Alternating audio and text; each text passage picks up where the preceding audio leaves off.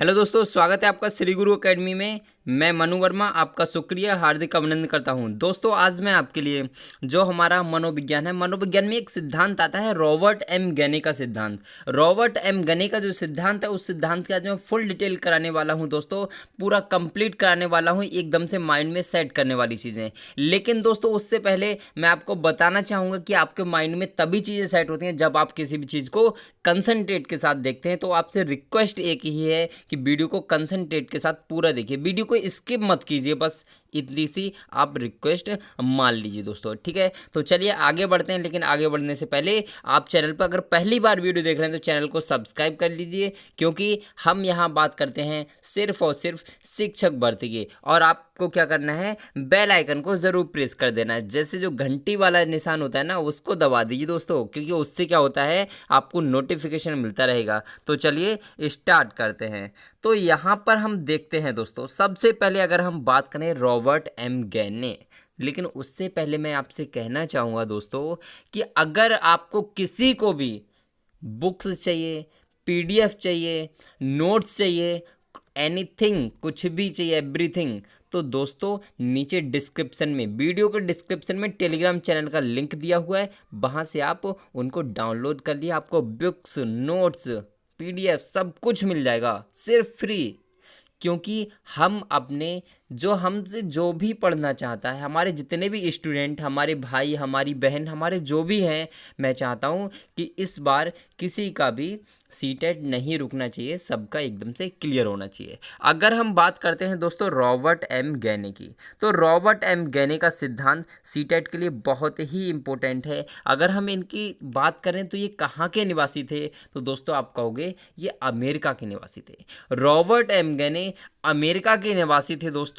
लेकिन हम बात करते हैं दोस्तों, इन्होंने एक पुस्तक लिखी थी, बहुत ही इंपॉर्टेंट पुस्तक थी। इनकी पुस्तक का नाम था द कंडीशन ऑफ लर्निंग, जो 1965 में इन्होंने लिखी थी। ये क्वेश्चन दोस्तों, अब यहाँ पर देखिए दो क्वेश्चन हो गए दोस्तों आपके। पहला क्वेश्चन ये कि रॉबर्ट एम गैने कहाँ के निवासी थे, तो आप कहोगे दोस्तों अमेरिका के निवासी थे। इन्होंने कौन सी पुस्तक लिखी, तो आप कहोगे द कंडीशन ऑफ लर्निंग पुस्तक लिखी थी। यही वाला क्वेश्चन, सेम यही क्वेश्चन की कंडीशन ऑफ लर्निंग जो पुस्तक है वो किसने लिखी, ये क्वेश्चन इस बार यूपी टेट में आया था, आपने देखा होगा उसके लिए। तो अगर हम बात करें दोस्तों इस सिद्धांत की, तो इनका जो सिद्धांत था, इनके सिद्धांत का नाम था अष्टपदी सोपान का सिद्धांत। अष्टपदी सोपान का सिद्धांत था, क्यों था, इनको क्यों अष्टपदी सोपान का सिद्धांत कहा गया। क्या हुआ दोस्तों, इन्होंने, मतलब इन्होंने जो सिद्धांत बताया था उसमें इन्होंने 8 पद बताए थे, यानी कि 8 स्तर बताए थे। उन्हीं 8 स्तरों के आधार पर इनको क्या कहा गया, इनके सिद्धांत को अष्टपदी सोपान का सिद्धांत कहा गया। अगर हम बात करें तो इन्होंने कहा था इस सिद्धांत में कि जो अधिगम होता है, जो अधिगम होता है वो हमेशा सरल से कठिन की ओर होता है, सरल से कठिन की ओर होता है। ये किसने कहा, रॉबर्ट एम गैने साहब ने कहा था दोस्तों। अगर हम बात करें दोस्तों, यहाँ पर एक बात और थी कि इन्होंने अपने सिद्धांत में अधिगम के 8 स्तर बताए थे। उन स्तर को हम यहाँ पर पढ़ लेते हैं दोस्तों। यहाँ पर तो दोस्तों मैंने हस्तलिखित दिया हुआ है, तो आप इसमें हस्तलिखित में देख सकते हैं, लेकिन मैं आपको बाद में फुल डिटेल में भी कराऊंगा, आप यहाँ पर इसको थोड़ा सा समझ लीजिए। अगर हम इसकी बात करें दोस्तों, तो सबसे पहले इन्होंने कितने स्तर दिए, तो आप कहोगे पहला क्वेश्चन ये होगा कि 8 स्तर दिए, ठीक है दोस्तों। तो 8 स्तर में जो पहला स्तर था वो क्या होगा, हमेशा इन्होंने बताया कि जो अधिगम होता है निम्न स्तर से उच्च स्तर की ओर होता है। तो जो पहला स्तर होगा वो हमेशा कौन सा होगा, तो आप कहोगे निम्न स्तर होगा। कौन सा होगा, निम्न स्तर होगा दोस्तों। और अगर हम निम्न स्तर की बात करें तो उस स्तर का नाम था संकेत अधिगम स्तर। क्या नाम था दोस्तों, संकेत अधिगम स्तर इस स्तर का नाम था। पहला स्तर कौन सा था, संकेत अधिगम स्तर। दूसरा अनुक्रिया उद्दीपक स्तर। तीसरा श्रृंखला स्तर। और जो चौथा था वो आपका शाब्दिक अधिगम स्तर। और जो पांचवा था वो था आपका बहुविवेचनात्मक अधिगम स्तर। और जो छठवां था वो था संप्रत्यय अधिगम स्तर। सातवां सिद्धांत जो था उसका नाम था सिद्धांत अधिगम स्तर, और 8वां था समस्या समाधान अधिगम स्तर।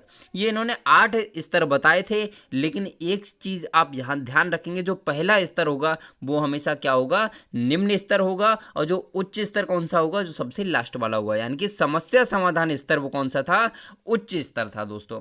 अब इसमें कुछ चीज़ें तो आप यहाँ पर ये समझ लीजिए कि इनको आपको क्या करना है, इनको क्रम वाइज आपको याद रखना है कि क्वेश्चन आपसे इस टाइप से पूछा जाता है कि निम्न में से कौन सा रॉबर्ट एम गैने के अनुसार अधिगम स्तर में नहीं आता है। दोस्तों आपको उसमें से पता होगा तब ही आप उस क्वेश्चन को कर पाएंगे। आपको जब पूरा क्वेश्चन का जो पूरे जितने भी उन्होंने 8 सोपान बताए थे, तो 8 चरण जब याद होंगे तभी तो उस क्वेश्चन को कर पाएंगे दोस्तों। तो इसीलिए मैं आपसे कह रहा हूं कि इन सबको आपको याद करना पड़ेगा। तो अगर हम बात करें दोस्तों, इनको एक एक करके बिल्कुल क्लियरली बारीकी से समझते हैं, लेकिन उससे पहले दोस्तों ये समझ लीजिए कि जो पहला, दूसरा और तीसरा, यानी कि संकेत अधिगम स्तर, उद्दीपक अनुक्रिया स्तर और श्रृंखला स्तर, ये जो 3 स्तर जो बताए थे ये वाले दोस्तों यहाँ पर, तो ये 3 स्तर जो थे उसमें इन्होंने बताया, रॉबर्ट एम गैने ने, कि इन 3 स्तरों में मानव और पशु दोनों अधिगम कर सकते हैं। क्वेश्चन इस टाइप से आता है दोस्तों कि निम्न में से कौन सा स्तर, निम्न में से कौन सा स्तर ऐसा है जिसमें मानव और पशु दोनों अधिगम कर सकते हैं।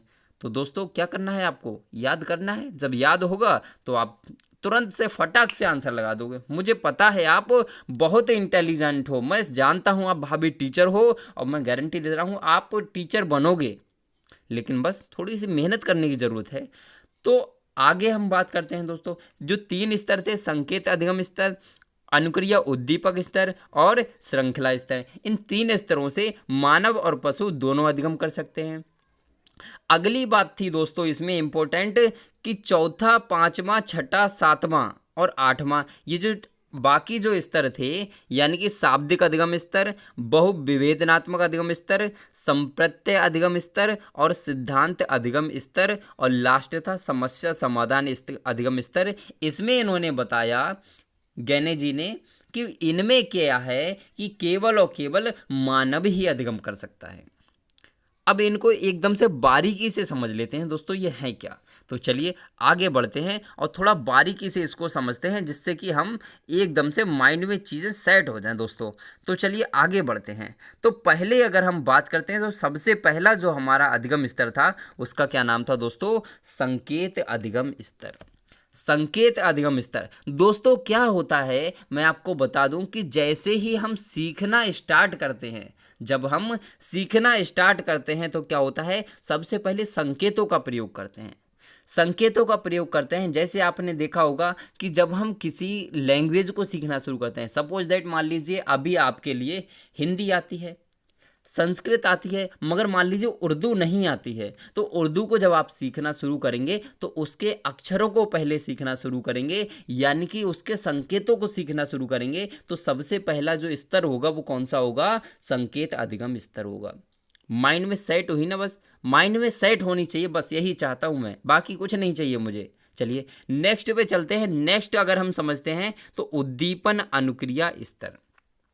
उद्दीपन अनुक्रिया स्तर, अब इसको समझने के लिए आपको क्या करना पड़ेगा दोस्तों, एक वीडियो देखनी पड़ेगी, और उस वीडियो से भी आपके 4 से 5 क्वेश्चन बनेंगे। वीडियो आपको कायम मिलेगी, प्लेलिस्ट में मिलेगी, आप वहां से देख लीजिए। उद्दीपन अनुक्रिया का जो सिद्धांत है उसी से थोड़ा सा रिलेटेड है ये वाला, ठीक है दोस्तों।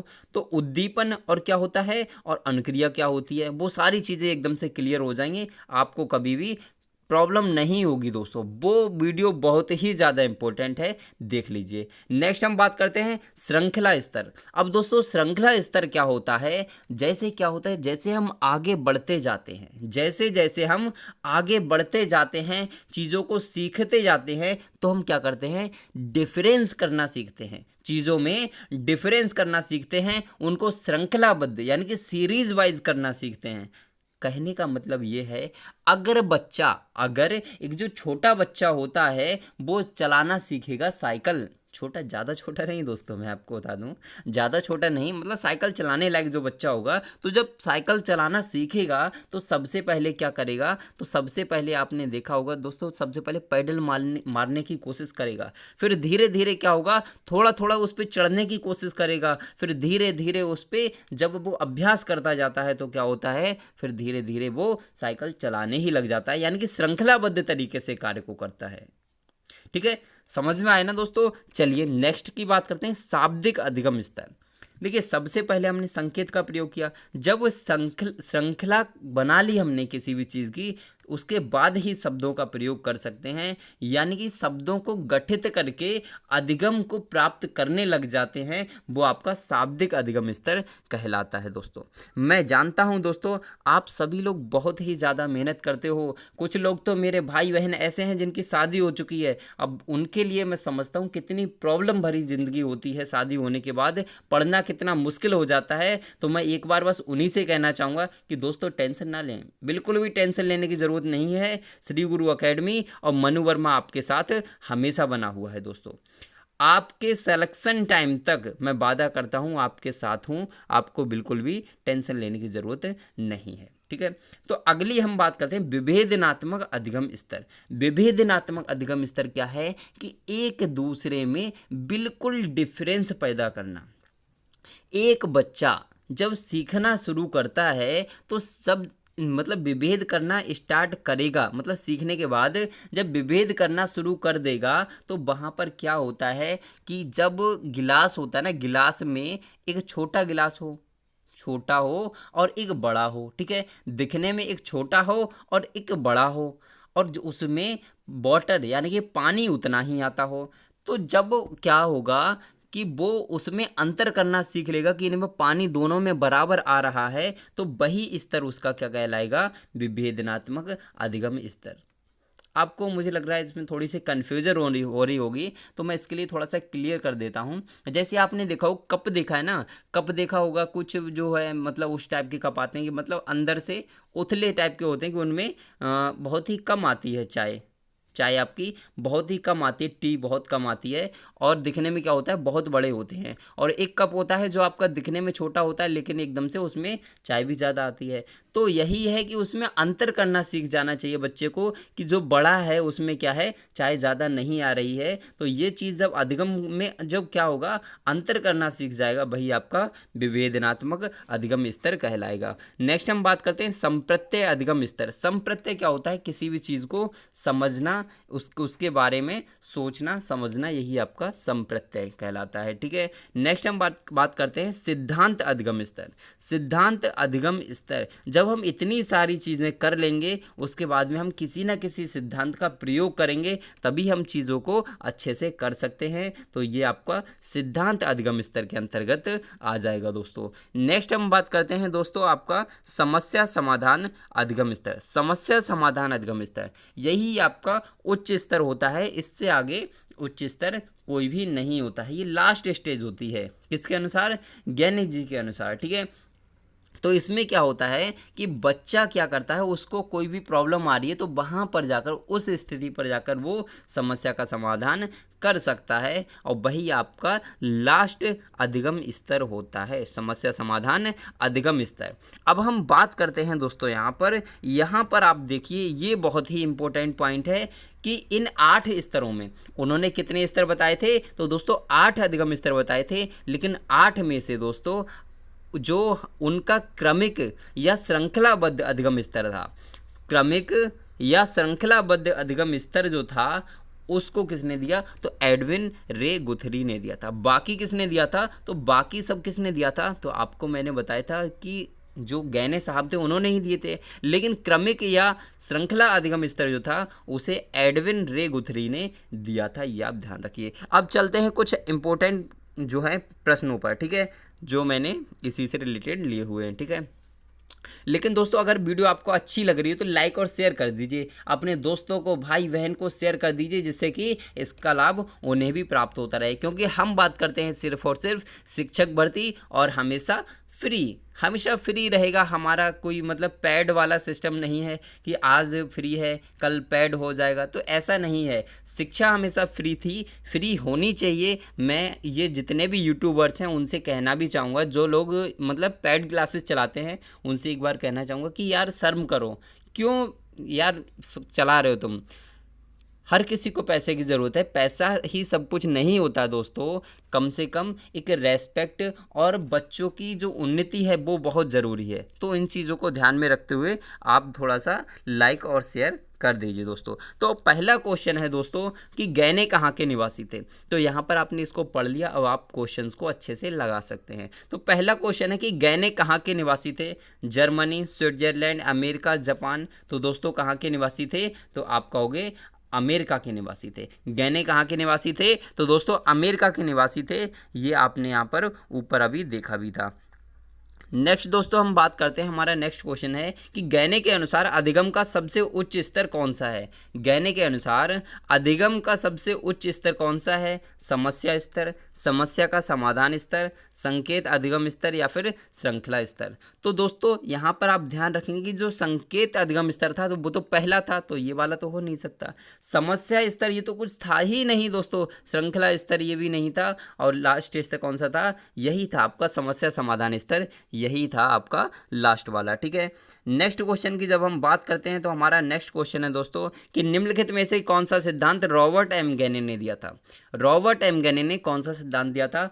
अष्टपदी सोपानकी का सिद्धांत, उद्दीपन अनुक्रिया सिद्धांत, सामाजिक अधिगम सिद्धांत या फिर प्रतिरूपण सिद्धांत। तो दोस्तों इसका राइट आंसर क्या होगा, तो आपने अभी सबने पढ़ा था कि अष्टपदी सोपान का सिद्धांत ये किसने दिया था, रॉबर्ट एम गैने ने दिया था। ठीक है, और ये किसने दिया था, सामाजिक अधिगम सिद्धांत, तो ये अल्बर्ट बांडुरा ने दिया था। प्रतिरूपण सिद्धांत भी अल्बर्ट बांडुरा ने दिया था। और उद्दीपन अनुक्रिया सिद्धांत किसने दिया था, ये आप कमेंट करके बताएंगे। ये बहुत ही इंपॉर्टेंट क्वेश्चन है। उद्दीपन अनुक्रिया सिद्धांत आपको कमेंट करके बताना है दोस्तों किसने दिया। ठीक है, नेक्स्ट क्वेश्चन दोस्तों मैंने यहाँ पर लिया हुआ है। हमारा नेक्स्ट क्वेश्चन है कि निम्न में से कौन सा अधिगम स्तर एडविन रे गुथरी ने दिया। समस्या समाधान स्तर, शाब्दिक अधिगम स्तर, संकेत अधिगम स्तर या फिर क्रमिक अधिगम स्तर। तो दोस्तों मैं आपको बताना चाहूँगा, वहाँ पे हमने दो चीज़ें लिखी हुई थी, क्रमिक और कौन सा, श्रृंखलाबद्ध अधिगम स्तर। तो दोनों को आपको ध्यान रखना है, क्रमिक और श्रृंखलाबद्ध अधिगम स्तर, यानी कि option number D is right answer. Next question पे चलते हैं। हमारा नेक्स्ट क्वेश्चन है कि पावलोव का सिद्धांत किस अधिगम स्तर से संबंधित है। अब यहाँ पर आप थोड़ा सा कंफ्यूज हो सकते हो दोस्तों, क्योंकि जो पावलोव का सिद्धांत है वो आपको बताना है संकेत अधिगम स्तर, उद्दीपन अनुक्रिया स्तर या फिर श्रृंखला स्तर या फिर शाब्दिक अधिगम स्तर। तो मैं आपको बताना चाहूँगा जो पावलोव का सिद्धांत था वो आपका संकेत अधिगम स्तर से संबंधित था। ये चीज़ आप ध्यान रखेंगे दोस्तों। ठीक है, नेक्स्ट क्वेश्चन है दोस्तों ज़बरदस्त वाला कि गैने ने कितने अधिगम स्तर बताए थे। तो आप कहोगे ये तो आपको पता ही हुआ कि 8 अधिगम स्तर बताए थे रॉबर्ट एम गैने ने। दोस्तों वीडियो आपको कैसी लगी ये कमेंट करके बताइए, लेकिन कमेंट करने से पहले एक चीज़ ध्यान रखिए कि आप चैनल को सब्सक्राइब कर लीजिए और ज़्यादा से ज़्यादा लोगों तक वीडियो को शेयर कीजिए, जिससे कि उनको भी लाभ प्राप्त हो सके दोस्तों। ठीक है, और आपको किसी भी प्रकार की समस्या हो तो आप कमेंट कर सकते हैं दोस्तों। कुछ भी पूछना हो तो कमेंट कर सकते हैं, नो टेंशन। ठीक है, आप बिल्कुल अपने फ्रेंड की तरह, भाई की तरह, दोस्त की तरह, सर की तरह, आप जो समझते हैं उस प्रकार से आप मुझे मैसेज कर सकते हैं। आपका पूरी संतुष्टि की जाएगी। ठीक है दोस्तों, आपको वीडियो कैसी लगी कमेंट करके ज़रूर बताइए और बने रहिए हमारे साथ। आज के लिए बस इतना ही। Thank you, have a nice day.